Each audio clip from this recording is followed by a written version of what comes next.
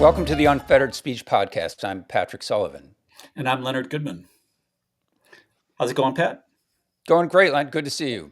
Good. Well, we have a very special guest today. We have the one and only Glenn Greenwald, independent journalist, author, constitutional lawyer, and we're very excited to have him. So let's bring him on.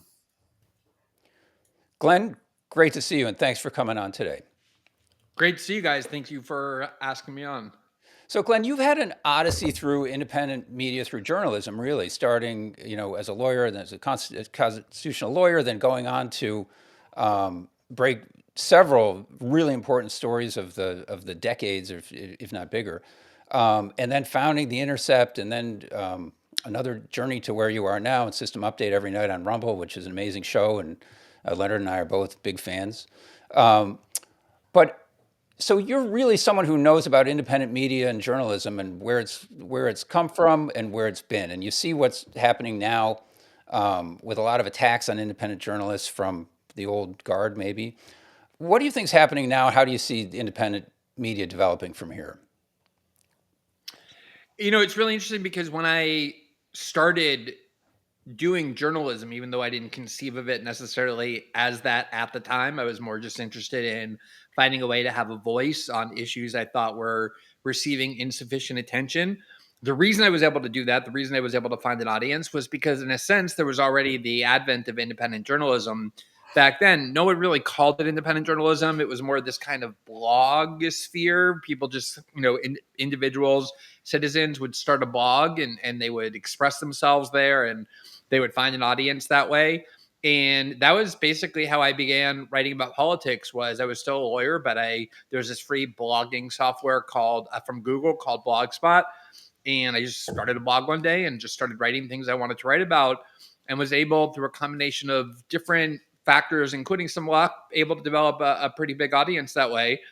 And there was already this antagonism between large corporate media outlets and blogs because as we developed bigger and bigger audiences, it became impossible to ignore us. It's that sort of cycle. First, they ignore you, then they attack you, and then, kind of at some point, they start accepting you. And there was very much that trajectory over time where even these large media outlets that hated blogs, heaped scorned on it, eventually realized that they kind of had to join because that was the only way that they could survive in this new digital era. And as independent media has progressed, I think the biggest difference is just the technology now enables, so many people to be able to reach large numbers in what looks to be very similar types of studios, very similar technology, just say the way that large television networks are able to reach people. You don't need a large printing press any longer. You don't need a large network. The technology has really equaled the playing field. And a lot of people who are in independent media now have as big as audience and in many cases bigger than the traditional corporate media outlets. And of course, that has created a lot of jealousy, a lot of resentment, a lot of competitive anger, a lot of kind of overthrown sense of entitlement. But I think what it's done more than anything else is it's given people in the public alternatives that they never previously had. But it also, don't you think it's caused a sort of a cognitive dissonance with respect to the narrative, right? Because there used to be a narrative. Think about in the Gulf of Tonkin, everybody thought it was real, right? And that was the reason for the Vietnam War, and that's the way it was, right? So, John F. Kennedy could walk around in a swimming pool naked and no one reported it, just because, even though it happened, it just didn't happen because nobody reported it, and that's the way it was. And now you see the pushback maybe this week with the Ukraine war, for instance, where they had a narrative of the way that it was supposed to be, and there was it was unprovoked and all of that business, and now people aren't buying it, right? And so it must be very frustrating if you're a policymaker, or if obviously you're in the media, maybe you're jealous, but if you're a policymaker, you can't make policy anymore and sell it to people without getting pushback from people like you and others, right? So that must be extremely frustrating. Absolutely. I mean, absolutely. I often think about, what life would have been in the run up to the Iraq War if independent media had the presence and the power it now has. There was, as I said already, an alternative ecosystem of media that was already emerging, that was already developing. There were a lot of liberal blogs, for example, angry, not even at Republicans or conservative media like Fox, but at the New York Times and the Atlantic and the New Yorker and Democratic Party politicians were going on with this narrative about the Iraq War, and they were able to kind of stir some dissent, but nowhere near enough to at the time to even penetrate mainstream discourse. Now, mainstream discourse is at least as much independent media as it is mainstream media, and so the ability of Dick Cheney and Paul Wolfowitz and those neocons and the New York Times to have disseminated a bunch of falsehoods that convinced 70% of the country to support the invasion of Iraq would absolutely be compromised. And you kind of, apply that across the board to a whole wide range of issues. And of course, the ability of power centers to control narratives has been severely compromised. And that's why one of the main strategies of the West over the past, say, 8 years, really since the dual trauma in 2016 of first Brexit and then the victory of Donald Trump over Hillary Clinton, that made them realize they could no longer afford to just allow this free independent ecosystem to grow.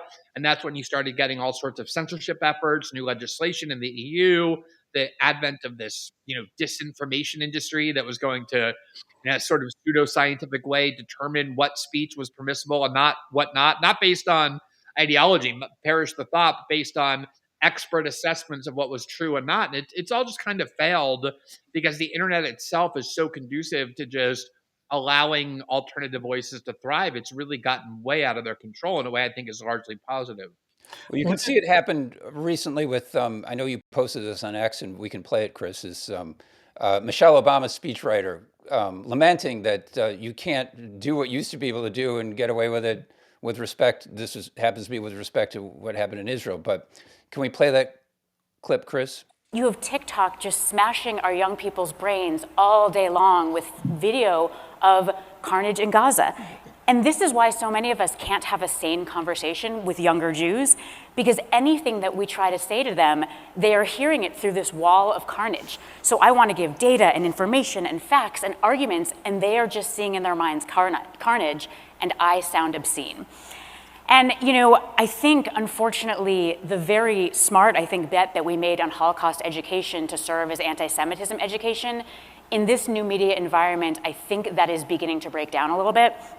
Because, Holocaust education is absolutely essential. But I think it may be confusing some of our young people about anti-Semitism because they learn about big, strong Nazis hurting weak, emaciated Jews. And they think, oh, anti-Semitism is like anti-Black racism, right? Powerful white people against powerless Black people. So when on TikTok all day long they see powerful Israelis hurting weak, skinny Palestinians, it's not surprising that they think, oh, I know, the lesson of the Holocaust is you fight Israel. You fight the big, powerful people hurting the weak people. Well, and there you go. So you probably wouldn't have heard that back, as you say, during the Gulf War, but this is the frustration of policymakers now. They have to deal with you and other independent voices. I don't think they've figured out what to do about it. I mean, Israel is such a good example because in the past, when there have been Israeli attacks on Palestinians or on their neighbors, Israel would just do, and the U.S. would just do what they tried to do here, which is to say there's no independent media permitted. And that means that the only information that the public and the world would get is the information that the Israeli military and their American partners wanted people to have. And you wouldn't see the carnage and the destruction and the bodies lined up. And as a result of the fact that even people in Gaza, as impoverished a population as it is, all have cell phones and internet access and were able to upload everything that they were seeing to their phones, and people around the world, including young Americans who, kind of had a first look about what Israel is and what the U.S. relationship is for the first time, were able to see it. And as she said, she's talking about it as a bad thing, but they were able to form opinions based on the reality of what was taking place in Gaza. And, one of the things they tried to do as a result of that was to ban TikTok.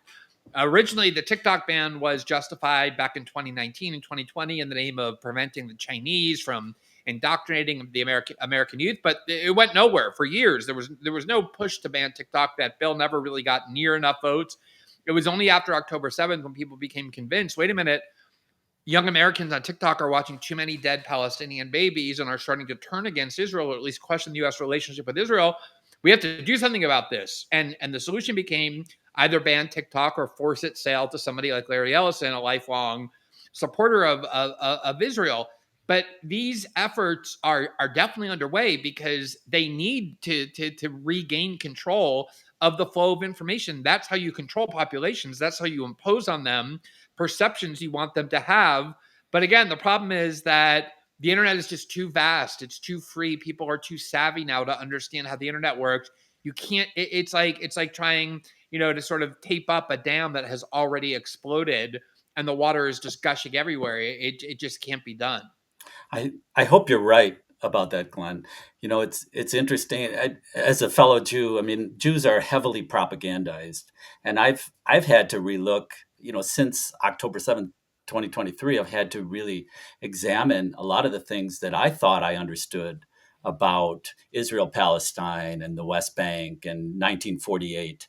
And I noticed you had a show recently that was a fascinating interview with this guy that just got kicked off of TikTok. I think his name is Christensen, and I believe expelled from the university, from Ohio State University. Also, I have a 10-year-old daughter, and she's a big TikTok fan. And I told her that story, and we went and looked this guy up. You can't find him now on TikTok because he's been banned.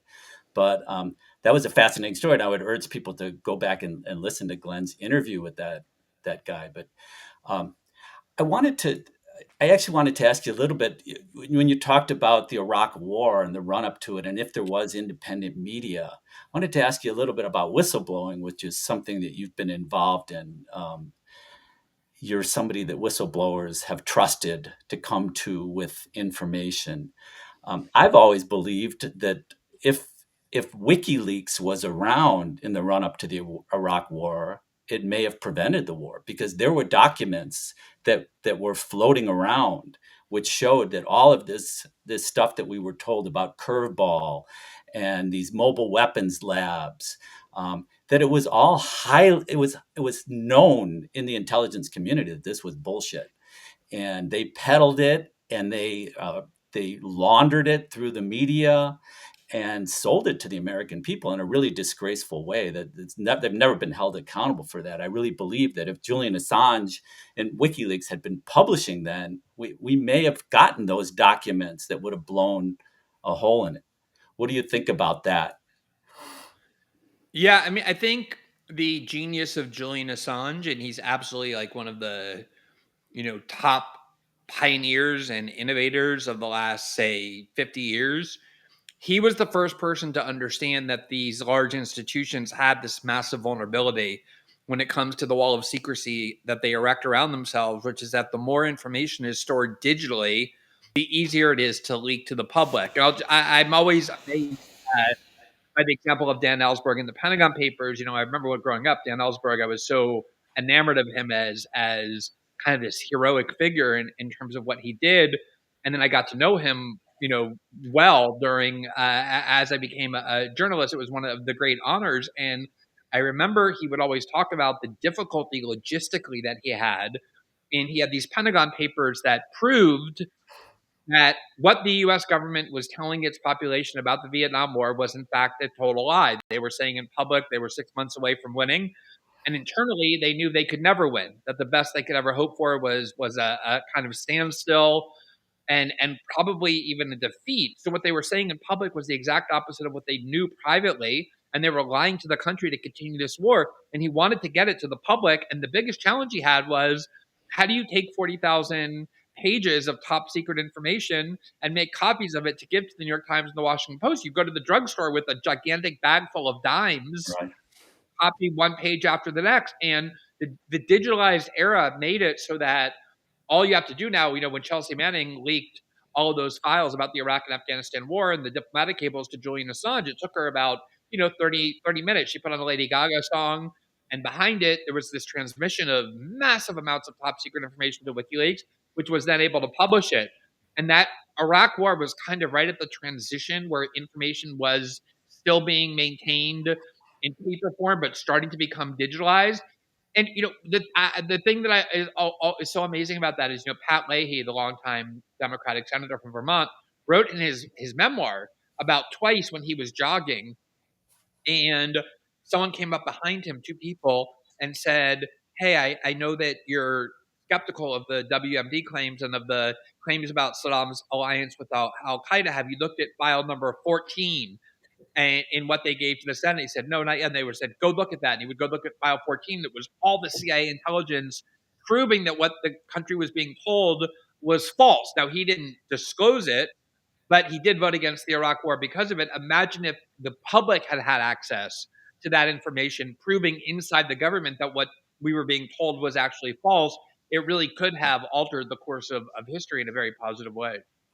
Well, you point out another real need for whistleblowers, and that is that people in government don't have people that actually are in a position that have immunity in Congress to be able to disclose information that we need to know, don't do it. And so those people don't. And then the punishment, the aggressiveness of the government, and you've talked about this in terms of the Barack Obama administration and what they did to whistleblowers. And I'm wondering if you can, what is your opinion about that whistleblowing as a viable way to get information? I know there's been such aggressive efforts to crush it. Do you think they've been successful? Do you think there is still people willing to come forward? Do you think there'll be another Julian Assange willing to risk publishing this type of information?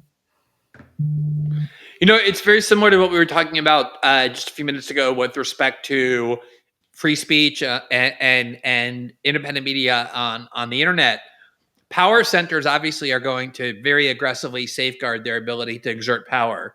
And anything that becomes a threat to their ability to exert power will become a target for their destruction. So we're talking about some of the ways that the establishment is trying to control the flow of alternative information on the internet. The same thing is true for whistleblowers. When Chelsea Manning was located and arrested, she was an Army private. She had no more access to any information. They arrested her, and yet they treated her in the most abusive way possible, gave her an immensely long prison term, despite her motive being, completely noble, even by the reasoning of the court-martial. And they want to this day to put Edward Snowden in prison for life. Look what they did to Julian Assange. And the reason is they know that whistleblowers inside the government are one of the biggest threats that they face in terms of their ability to lie to the public, to manipulate public opinion, just like independent media is. And what they have always tried to do is to create a climate where people know, or if they're contemplating being a whistleblower, you have to know that your life is going to be destroyed, that they're not going to treat you just like a prisoner. They're going to put you in the worst conceivable conditions. They're going to try and destroy you physically and mentally like they did with Julian Assange. They're going to torture you the way they did with Chelsea Manning. This is very important to them to create a climate of fear around any potential whistleblowers. And I've seen this in other countries too. In Brazil, I've done a lot of reporting, including based on whistleblowers who have leaked information to me. And the treatment that they get is just as kind of harsh and excessive for exactly that reason. The thing is that there's always people who are going to be brave enough to come forward if they see information and their conscience is sufficiently bothered by it. But there's no doubt it's been successful to the extent that people understand that if they want to assume that role, if they want to become the next Edward Snowden or Chelsea Manning or Daniel Ellsberg, they need to be prepared to have their life ruined if they're going to make that decision. And there aren't huge numbers of people who are willing to make that sacrifice. Well, I think it's important to point out that, to your credit, Glenn, you've been threatened more than once with prosecution for working with whistleblowers. I know once in Brazil, they had prepared an indictment against you. And then we were watching this clip earlier today. Maybe we could just show a 1-minute clip on Meet the Press where... To the extent that you have aided and abetted Snowden, even in his current movements, why shouldn't you, Mr. Greenwald, be charged with a crime? I think it's pretty extraordinary that anybody who would call themselves a journalist would publicly muse about whether or not other journalists should be charged with felonies. The assumption in your question, David, is completely without evidence, the idea that I've aided and abetted him in any way. The scandal that arose in Washington before our stories began was about the fact that the Obama administration is trying to criminalize investigative journalism by going through the emails and phone records of AP reporters, accusing a Fox News journalist of the theory that you just embraced, being a co-conspirator with felonies for working with sources. If you want to embrace that theory, it means that every investigative journalist in the United States who works with their sources, who receives classified information, is a criminal. And it's precisely those theories and precisely that climate that has become so menacing in the United States. It's why the New Yorker's Jane Mayer said investigative reporting has come to a standstill, her word, as a result of the theories that you just referenced. So two things about that clip. One, Glenn, it's 10 years or more ago, you look exactly the same. So That's the most important point. yes. But also, so it ends on a kind of a ominous note that, that investigative reporting is coming to a standstill. Has it? Well, it's at the time that the Obama administration had taken one of the most draconian laws on the books, which is the 1917 Espionage Act, which was enacted by Woodrow Wilson with the intention of criminalizing people who were opposed to U.S. entry into World War I. That was the law under which Eugene Debs and other anti-war protesters had been imprisoned. And it really was kind of a latent law that was just sitting there dormant. And the Obama, it was the law that they tried to use against Daniel Ellsberg. It just never ended up getting tested because government misconduct in that case caused the dismissal of his indictment. But it's an extremely draconian law, and the Obama administration took it and repurposed it to start to prosecute sources, ordinary sources, people leaking any kind of classified information to news outlets anywhere. And if you're going to take a law like that, which is strict liability, there's no defense to it. You can't get on the stand and say, I gave this classified information to this journalist because it showed government criminality or corruption. It doesn't matter what your motive is. The judge won't even allow you to raise that defense. It's strict liability.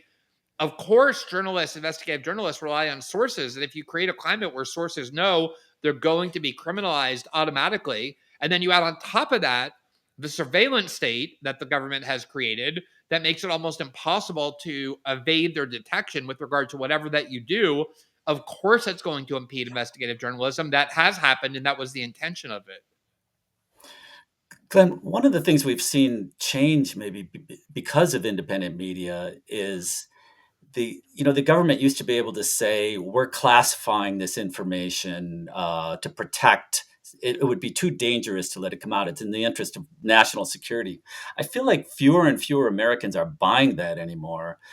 I know I got a little window into the overclassification of information when I represented a Guantanamo detainee, and every single shred of paper in my client's file was classified. And I came to understand this was not for any national security reasons, but so that the government officials could lie with impunity.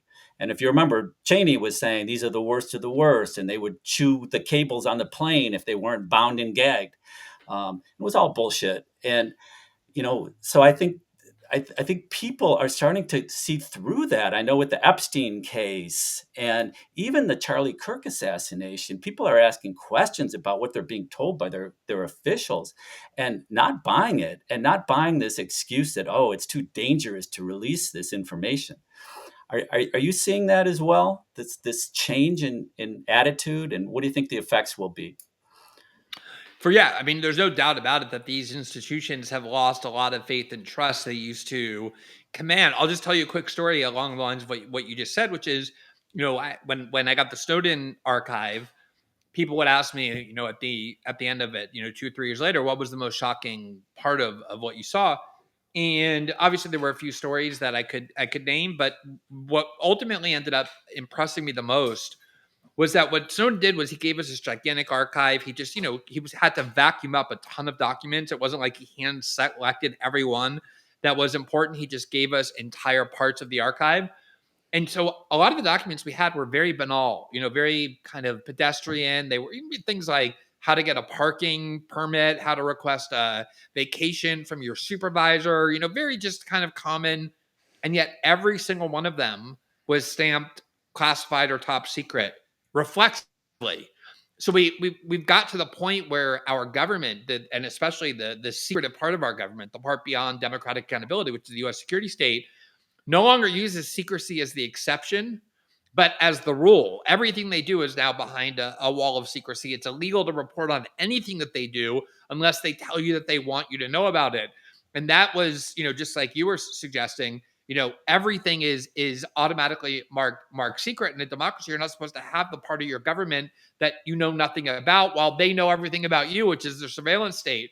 Right. But I think one of the things that the emergence of Donald Trump did, and his movement, wittingly or not, was that when he came into office, he understood that the US security state was adamantly opposed to him, in part because they perceived that Russia was responsible for his election, in part because they perceived that he was a threat to a lot of their stability and orthodoxies that they like. And he went to war with the intelligence community, and it created this space on the American right. It used to only be the province of the American left, where people would question the CIA and the NSA and the FBI, where now the American right was also questioning the deep state and the lies of it and the deceit that they use and the secrecy behind which they operated.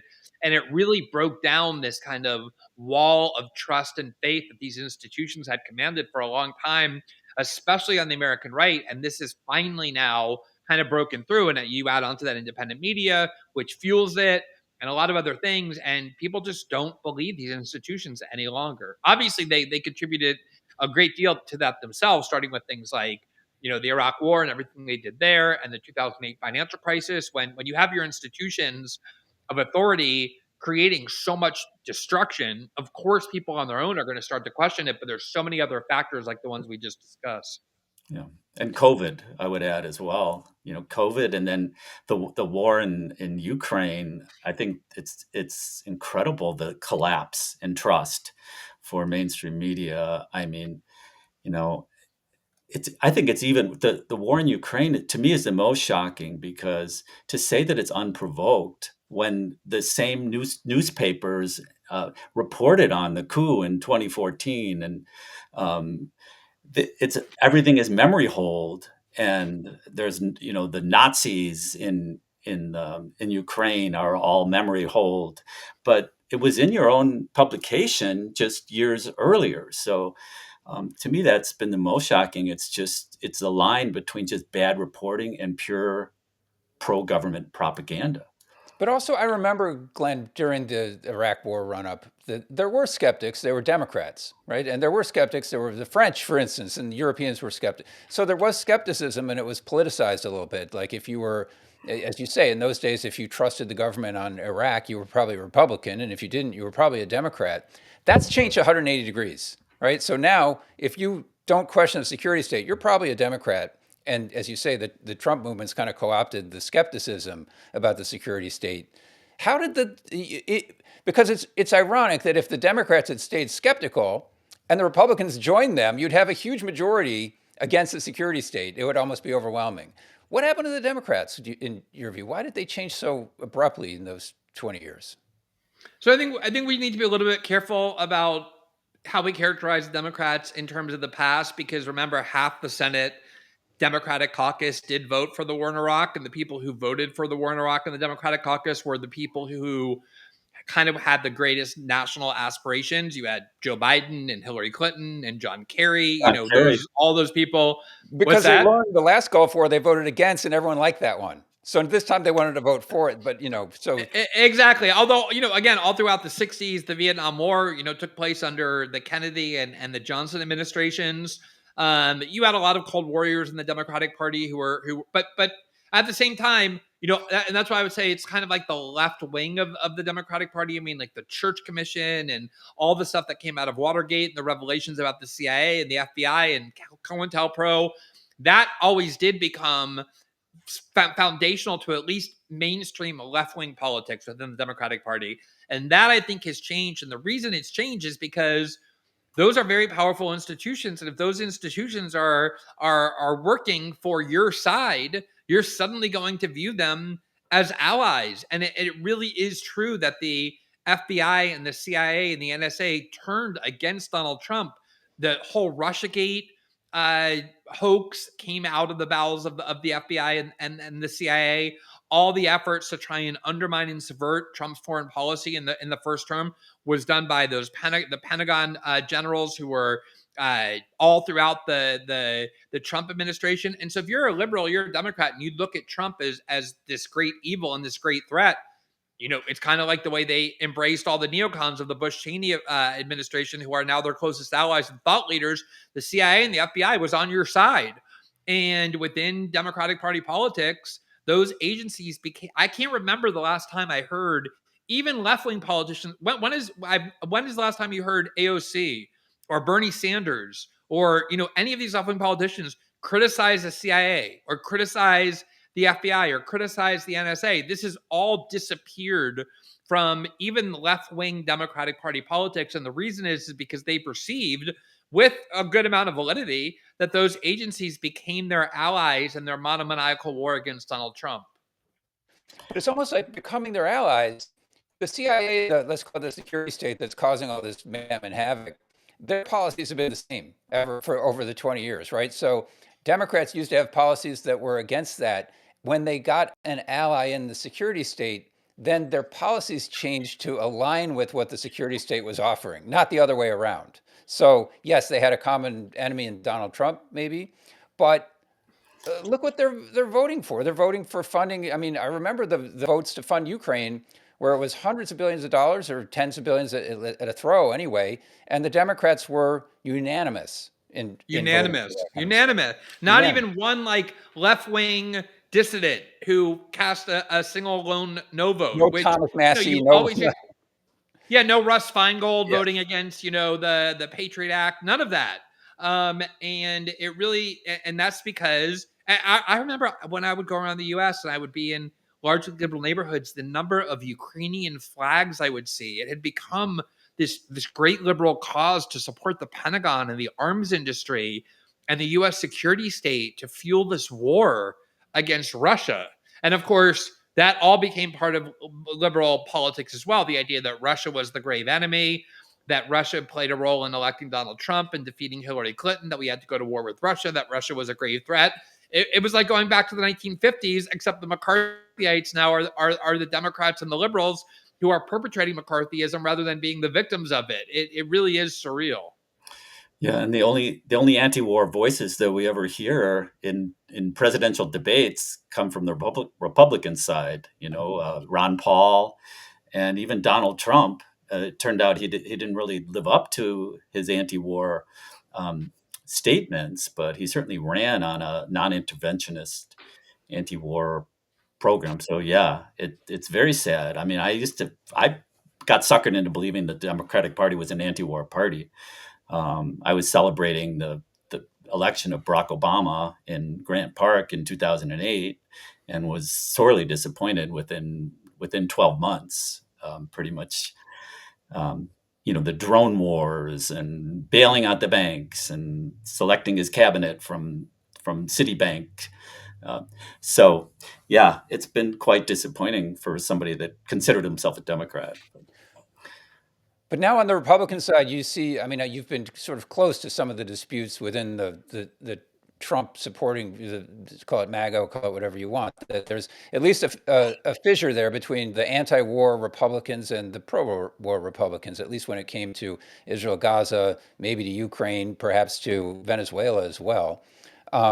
Does that break the Republican coalition at the end of the day, or do those anti-war voices remain just a minority of a almost 50-50 split of a country? Well, obviously one of the kind of consensus preservers of pro-war politics in the Republican Party and the American right had been Fox News. And in 2015, when Tucker Carlson took over the 8 o'clock spot, it was obvious to me that there was some heterodox thinking going on there. And I started going on Tucker's show a lot because of my skepticism about Russiagate. But eventually it became a much broader kind of agreement that we were able to find, where I was on that show all the time, talking not even so much about Russiagate any longer, but about the general corruption of the deep state, and then more broadly, neoconservative foreign policy. And Tucker became this very vocal voice against U.S. involvement in the war in Ukraine, so much so that when Fox News finally fired him, Republicans in Congress ran to news outlets to say, essentially, oh, we're so happy Tucker is fired because it makes our life so much easier now in terms of financing the war in Ukraine because you've turned so many conservatives against it. The problem for them is that getting fired from Fox News actually made Tucker bigger. And there's now a lot of other major influencers, media influencers and thought leaders within the conservative movement, including J.D. Vance, although he's kind of constrained about what he can do and say, who very much shared this Ron Paul, even going back a little bit to Pat Buchanan, this view that the United States is basically ignoring the interest of the American people to pursue these foreign wars and the funding of these foreign countries that don't have anything to do with the interests of the American people other than to undermine their economic security.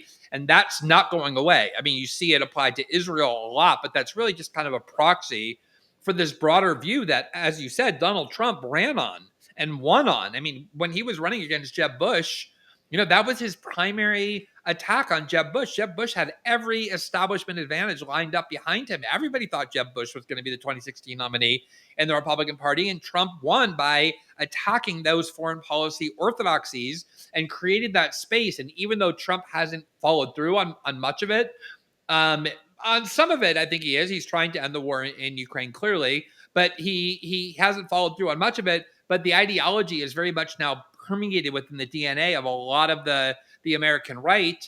And I think there's going to be a joining at some point on the parts of the American left who also share that worldview, because ultimately the kind of Republican and Democratic establishments, despite always creating this illusion of always being at each other's throats, of never agreeing on anything, that illusion is starting to become a lot less plausible as people see that they actually agree on far more than they don't. I, I think you're right, and I certainly hope so. One of the things, certainly anti-war views are popular with voters, but the problem is the donors, and it really, you get the impression that the politicians are talking more to the donors than to the people, and the donors are more important to them because that's how they fund their campaigns. Something I've always wanted to talk to you about, Glenn, is the views on money and politics, because I think that's one of the few times I've had some disagreements with you. It's so clear how the way the arms industry has bought both political parties by purchasing the lawmakers on the key committees, the key appropriation committees, and the executive. And there's just simply no serious dissent to the policies of ever escalating Pentagon budgets. So I'm just, I know Citizens United certainly isn't the only culprit, but there's money in politics clearly is an obstacle to any sort of sane national foreign policy. So I'm just curious your views about that, whether you think there should be some limits on the ability of corporations and plutocrats to buy elections. First of all, I agree 1,000% with the premise that money in politics is one of the 2 or 3 worst plagues that cripple our political system. There's no way to dispute that. Anyone who understands how Washington works understands that Congress is controlled by these lobbyists who work for these large corporations, and the bills get written in the bowels of the Capitol by special interests who can pay the most money. There's no doubt about that. You basically have 2 ways to solve for that. Maybe actually 3 ways to solve for that. So one way is to say, if you're a corporation, we're going to put limits on how much money you can spend for political advocacy. And there are free speech concerns that come from that. I mean, Citizens United arose out of this nonprofit LLC that wanted to produce a film about Hillary Clinton that revealed negative, incriminating information about Hillary Clinton before the 2008 election. And they were told by the FEC that they were barred from spending money to create a film about Hillary Clinton. These are American citizens operating through an LLC. And the ACLU was very concerned about that because the ACLU is a nonprofit and they didn't want to be told that they were limited. Same with labor unions that were on the side of the free speech argument of Citizens United. So I do think anything that kind of impinges on free speech and the First Amendment that is what concerns me. But there are other ways to do it. One is public financing. So you say, okay, if this person over here is raising, $125 billion because they have all these oligarchs contributing to them, we're going to create a public financing fund like we have in other countries to level the playing field. But then the other part of it is that small donors are now becoming a serious force in American politics. I mean, the reason Bernie Sanders was able to compete with Hillary Clinton in 2016 and that huge corporate Clinton machine was because small donors flooded Bernie Sanders' campaign coffers with money that enabled him to compete with the Clintons. The biggest fundraiser in all of Congress by far is AOC, even though she doesn't raise a single penny from corporate PACs or from anything else, but simply from small donor sheets. She has $28 million over the last 12 months, and the next highest is Mike Johnson, the Speaker of the House, with something like $11 million, all of which come from corporate interests. So there are other ways to combat it. I don't disagree that it is a huge problem. The only time I start to raise concerns about solutions is when it starts to impede on free speech in a way that I think a lot of the Citizens United regulations did. Yeah, and one of the things that I've talked about before is just having ethics, having conflict of interest laws, which they have in many states, including the state of Illinois, where it just basically says if you're on a committee that influences the Pentagon budget, you can't take any contributions from that industry.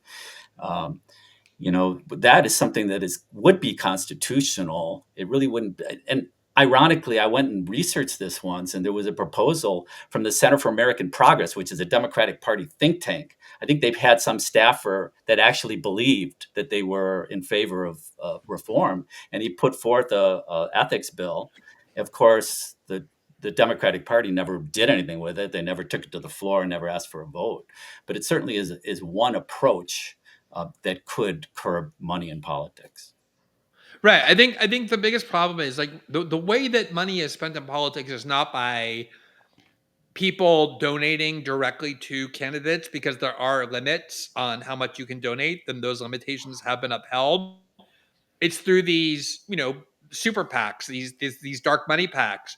So if you're Elon Musk and you want to spend $100 million trying to convince your fellow citizens that Kamala Harris or Joe Biden is bad and Donald Trump is good, what is the First Amendment argument that says no, we can prevent him or anybody else from spending their money on political advocacy? I mean, it's pure political speech. And that, I think, is the problem that you run into. But again, I do think there are ways. Public financing is really the way to solve the problem. The problem is that both incumbents and both political parties have an interest in maintaining the status quo. They don't want the playing field even, because if you're an incumbent, you have huge fundraising advantages by virtue of your incumbency. And that's why both parties have an interest in preserving the system exactly how it is. Yeah. And certainly public financing helped Mamdani in New York quite a bit.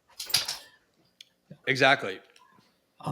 Yeah, I don't know if we have time for one other topic about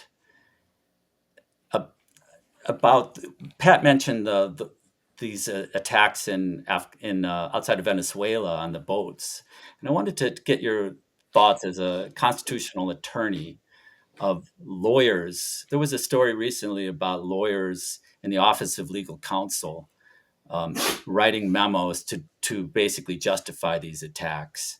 And I remember this same story from the Guantanamo days, and lawyers in the Office of Legal Counsel writing memos to justify torture. And those lawyers went on, to high positions.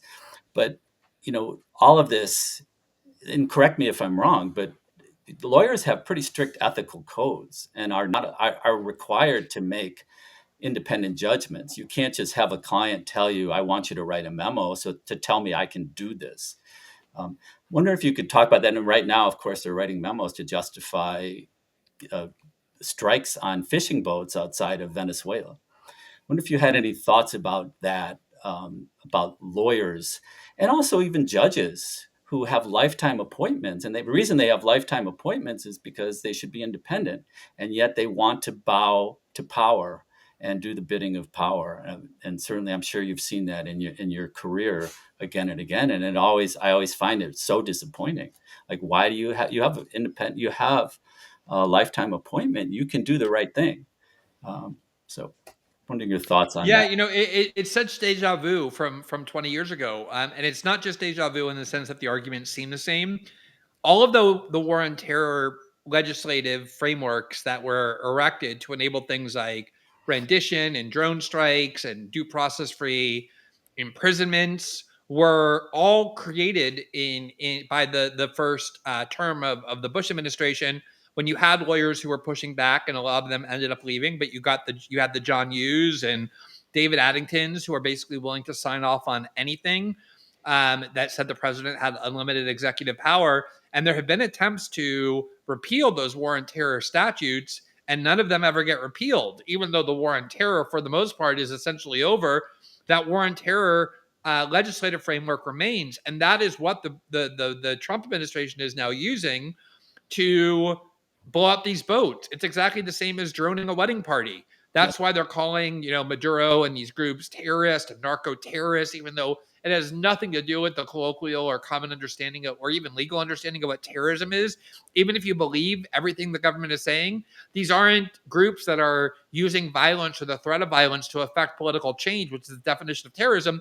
They're at most profiteers. They're driven by the motive of capitalism, of making money. Nothing to do with terrorism, but knowing that that's the way you can justify blowing up whoever the president decides is a terrorist or a threat, then of course you're going to have enough lawyers inside the Trump administration who are going to sign it. And that has become the big problem, is that there are enough lawyers who are willing to utterly renounce the norms of the profession. There are a lot who fight against it. There are people inside the Trump administration, lawyers who have fought against it. You do have judges who have been willing to overturn a lot of these decisions, but oftentimes they get overturned on appeal.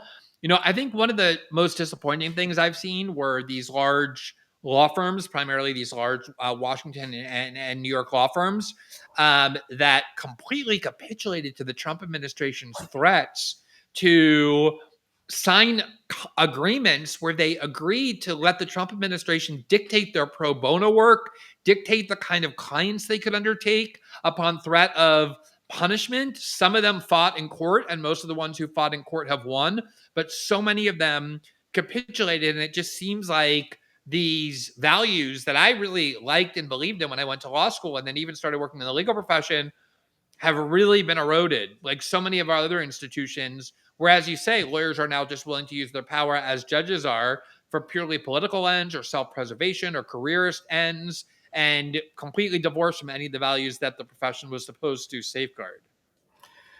Well, thank you, Glenn. We're getting the close sign, and we really appreciate all the time you've given us and all the work that you're doing.